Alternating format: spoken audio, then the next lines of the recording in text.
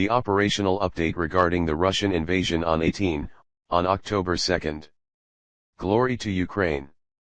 The 221st day of the heroic resistance of the Ukrainian people to a Russian military large-scale invasion continues. The enemy continues to focus its efforts on attempts to occupy the Donetsk oblast, hold the captured territories, as well as disrupt the active actions of the defense forces in certain directions. The enemy is shelling the positions of our troops along the contact line, conducting aerial reconnaissance. Attacks civilian infrastructure and civilian homes, violating international humanitarian laws and customs of war. There remains the threat of the enemy launching air and missile strikes on the entire territory of Ukraine. During the current day, the Russian occupiers carried out 4 missile and 3 air strikes, carried out more than 15 MLRS attacks on military and civilian objects on the territory of Ukraine. More than 15 settlements were affected by enemy strikes. Among them are Rydkazhib, Kryvyi, Zaporizhzhia, Zaliznikny and Mykolaiv. The situation in the Volyn and Polesya directions has not changed significantly. In other directions, the enemy fired from tanks, mortars, barrel, and rocket artillery. In the Siversky direction, in the areas of Hrynovka and Bukha settlements of Chernihiv Oblast and Sierdina Buda, Muravinya, Fotavis of Sumy region. In the Slobozhenskyi direction, in the areas of the settlements of Vovkansk and Gaidish. In the Kramatorsk direction, Bilahorivka and Verkhnokamiansk. In the Bakhmut direction, Rozdolivka, Vasil, Yakovlivka, Soldar, Bakhmutsk, Bakhmut, Klachayivka, Odradivka, Zaitsev, Maersk, New York, and Yuriivka.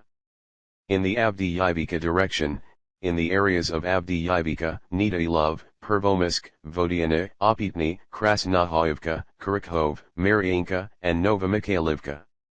The enemy did not conduct active offensive actions in the Novopavlivsk and Zaporizhzhia directions. It carried out shelling in the areas of settlements of Novopil, Novozilka, Vremivka, Velika Novozilka, Neskakny, Novokrinka, Zaliznikny, and Hulyai-Pol. More than 40 settlements along the contact line were hit by fire in the southern But direction. For conducting reconnaissance and aiming artillery, the enemy made more than 70 UAV flies. Thanks to the successes of the defense forces, a decrease in the level of morale and psychological state of enemy personnel was noted in some directions, which leads to numerous cases of servicemen being captured and leaving their positions. Before the liberation of the settlement of Lyman, separate units of the enemy tried to withdraw deep into the temporarily occupied territories. Thus, on September 30, a convoy of civilian cars and minibuses was discovered in the area of the settlement of Shchastya, in which there were more than 200 servicemen from the 2nd Army Corps of the Russian occupation forces. Delays and reductions in the level of promised payments for participation in the so-called special military operation on the territory of Ukraine have a negative impact on servicemen of the armed forces of the Russian Federation. According to detailed information, it was confirmed that enemy personnel and military equipment were destroyed on the 1st of October, namely, the destruction of an ammunition warehouse of the occupiers in the area of Tavrisk settlement of the Kherson region and the destruction of 7 tanks and up to 10 vehicles in the Chernihivka region of the Zaporizhzhia region. Information on personnel losses is being clarified. During the current day, units of the defense forces of Ukraine repelled enemy attacks in the areas of Zaitsev, Bakhmutsk, Bakhmut, Odradivka, Pervomisk, Spern, and Vyimka settlements. Aviation of the defense forces carried out 4 strikes during the day. The destruction of 2 places of accumulation of weapons and military equipment, as well as 2 anti-aircraft missile systems of the enemy, was confirmed.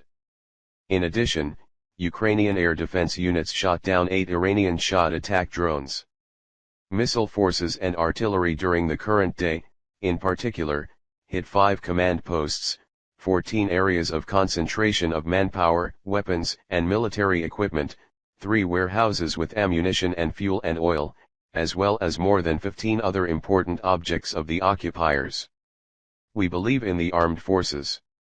Together we will win. Glory to Ukraine.